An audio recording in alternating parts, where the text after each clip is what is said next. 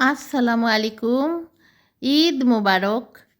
আমার সকল বন্ধুদের কাছের দূরের দেশ থেকে দেখুন আর বিদেশ থেকে দেখুন সকল বন্ধুদের আমার ঈদের প্রীতি ও শুভেচ্ছা ভালোবাসা জানিয়ে একটি প্রতিবারের মতোই একটি সুন্দর ঈদের দিনের সকাল আবার এসে গেছে এবং আমি আমার বন্ধুদের কাছেও এই ঈদের সকালটারই কিছু অংশ আমি তুলে ধরছি আমার জীবনের।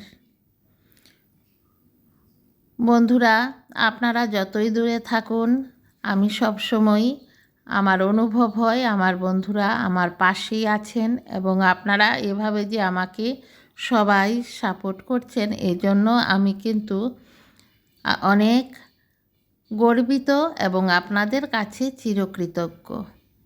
এভাবেই আপনারা সবসময় আমার পাশে থাকবেন আমি আশা করি এবং আপনারা থাকছেনও। আমি প্রতি বছরের মতোই আমি এই সকালে পিঠে বানাচ্ছি। হঠাৎই মনে পড়ে গেল আমি যে পিঠেগুলি বানানো শুরু করলাম আমার বন্ধুদের সঙ্গেও একটু শেয়ার করি। আমি বন্ধুরা সবসময় আমি রাতে এই মালপোয়া পিঠার যেই ব্যাটারটা এটা আমি রেডি করে আমি ফ্রিজে রেখে দেই এবং সকালে ঘুম থেকে উঠে সব কাজকর্ম সব শেষ করে আমি পিঠেগুলি সকাল সকাল বানাই। রাতে পিঠা বানিয়ে রাখলে আমার কাছে বেশি ভালো লাগে না, মনে হয় যেমন বাসি হয়ে যায়। আর শহরের ছোট ছোট ফ্যামিলিতে বেশি লোকজন থাকে না, একসঙ্গে এত পিঠে বানালে পরে পিঠে খাবে কে, তাই আমি ঈদের দিন এত বেশি পিঠে বানাই না। এরপরে ধীরে ধীরে প্রতিদিন 1-2 রকমের পিঠে আমি আগে বানাতাম। এবছর আমার পিঠে বানানোর বেশি মন ইচ্ছা নেই। আমার হাজব্যান্ডের জন্য আমার মনে খুবই কষ্ট লাগছে। যতই সবাই বলুক কিন্তু স্বামীর কথা কেউ ভুলতে পারে না। একজন স্বামী যে একজন নারীর জীবনে কতটা ভূমিকা থাকে তা প্রত্যেকটা রমণী জানেন এবং স্বামীর পরিপূরক কিছুই নেই একজন সুস্থ এবং মানসিকতার স্বামীদের কথা বলছি। তা সত্ত্বেও যেহেতু আমার একটা সন্তান আছে, আমার তো ঈদের দিন কিছু না কিছু বানাতে হবে, ওকে তো কিছু সামনে দিতে হবে, তাই আমি এই পিঠেগুলি বানানো শুরু করেছি। কিন্তু আমার অন্তরে অনেকই কষ্ট লাগছে এবং আপনারাই সবসময় আমাকে ভুলিয়ে রেখেছেন সেই কষ্ট থেকে।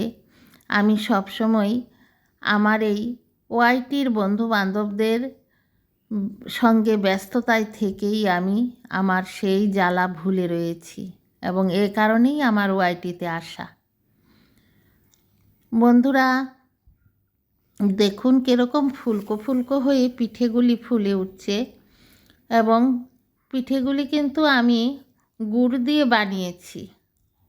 খুব সুন্দর একটা গুড় কালকে বাজার থেকে এনেছি সেই গুড় দিয়েই।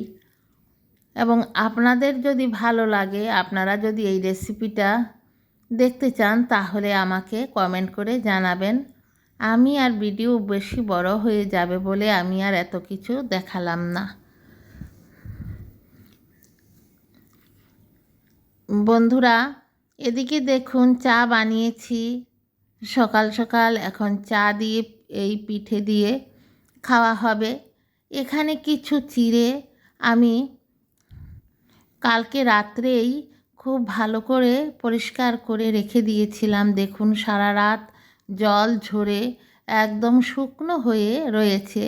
তা দিয়ে আমি একটা পিঠে বানাবো, আপনাদের সঙ্গেও রেসিপিটা আমি শেয়ার করব। খুবই সুস্বাদু একটা পিঠে। শুধু চাল দিয়েই পিঠে বানানো যায় তা না, অনেক কিছু দিয়েই পিঠে বানানো যায় এবং অনেক মুখরোচক।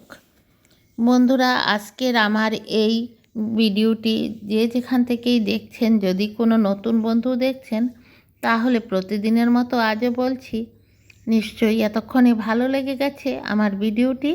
আমার চ্যানেলটি সাবস্ক্রাইব করে বেল আইকনটি প্রেস করে একটা লাইক দিয়ে কন্টিনিউ করতে থাকুন এবং সকল বন্ধুরাও একটা লাইক দিয়ে আমার ভিডিওটির শেষ পর্যন্ত আমার পাশে থাকুন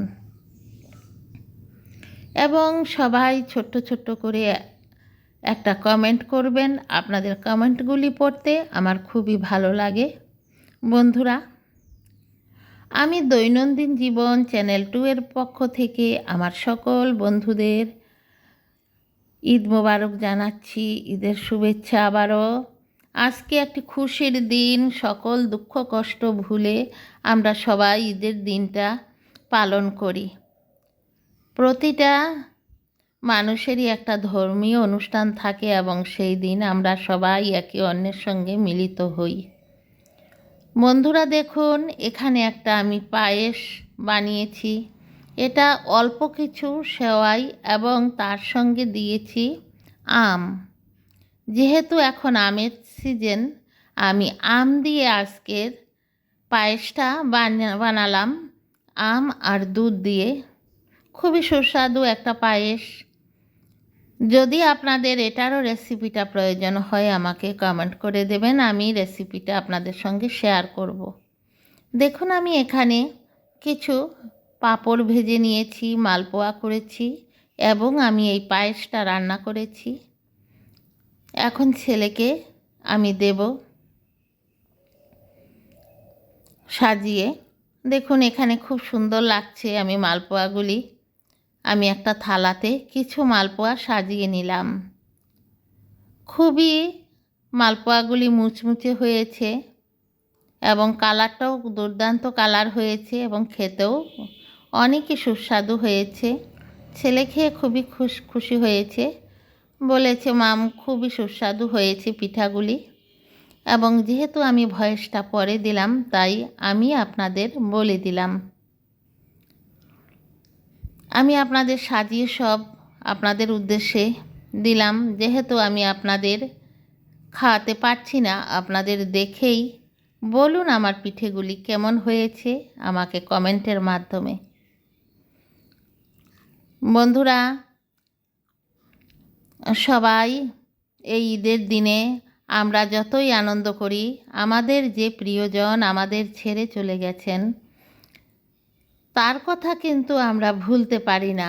বিশেষত মা, বাবা, হাজব্যান্ড বা কোনো দুর্ভাগ্য পিতামাতা যদি কোনো আপনজন বা সন্তান হারান, উনি বুঝবেন তার ব্যথা, তার যে কী ব্যথা। একটা নারীর জীবনে একজন সুস্থ সবল এবং একজন সুস্থ মানসিকতার হাজব্যান্ড কতটুক যে তার জীবনে অংশগ্রহণ করে, সে যখন চলে যায়, যে সমস্ত নারীরা সেই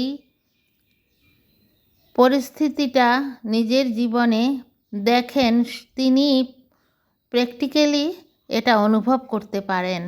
দেখুন, আমি ছেলেকে সাজিয়ে দিলাম পিঠাগুলি এবং পায়েস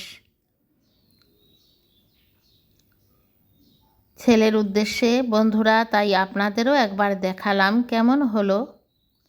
দেখতে দেখতে আজকের ভিডিওটা আমার শেষের পথে। আমি আজ চিড়ের পিঠাটা দেখাবো না, পরবর্তী ভিডিওতে আমি আপনাদের দেব, কারণ আমার ভিডিওটা অনেক বড় হয়ে যাবে এবং বেশি বড় করে ভিডিও দিলে বন্ধুদের দেখতে অনেকই কষ্ট হয়।